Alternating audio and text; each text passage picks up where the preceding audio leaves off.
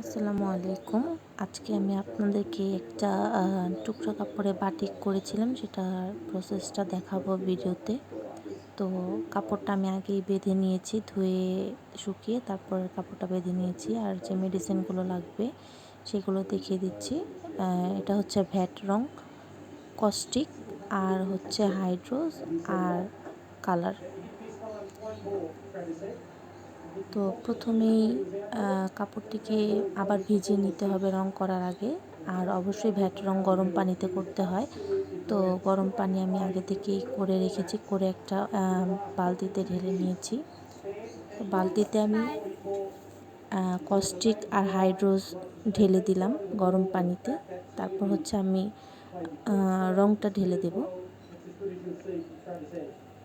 রং ঢেলে দেওয়ার পরে ভালো করে মিক্স করতে হবে মিশ্রণটা। আর হাইড্রোজ আর কস্টিক যখন ঢালবেন তখন একটু দূর থেকে ঢালবেন, কারণ এটার স্মেলটা খুবই বাজে। হ্যাঁ, এটা যাতে নাকে মুখে মানে চলে না যায় গ্যাসটা, তো একটু সাবধানে কাজ করবেন। আর যখনই কাজটা করবেন অবশ্যই ছোট বাচ্চা থাকলে তাদেরকে দূরে সরিয়ে নেবেন। বাচ্চাদের সামনে এই মেডিসিনটা মিক্স করবেন না। আর হাইড্রোজ কস্টিক ঢালার পরই রঙটা ঢেলে দিতে হবে, পানিটা ঠান্ডা হওয়ার আগেই, মানে গরম অবস্থায় রং আর মেডিসিনগুলো মিক্স করতে হবে। তো আমি ম্যাজেন্ডা কালার ইউজ করেছি।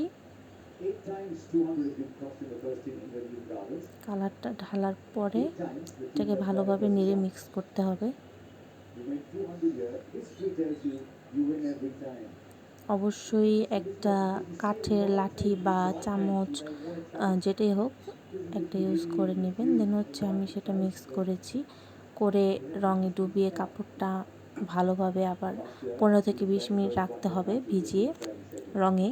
তারপর হচ্ছে সেটাকে ভালোভাবে 15-20 মিনিট পরে নর্মাল পানি দিয়ে ভালো মতো ওয়াশ করতে হবে, যতক্ষণ পর্যন্ত না রঙ বের হওয়া বন্ধ হয়।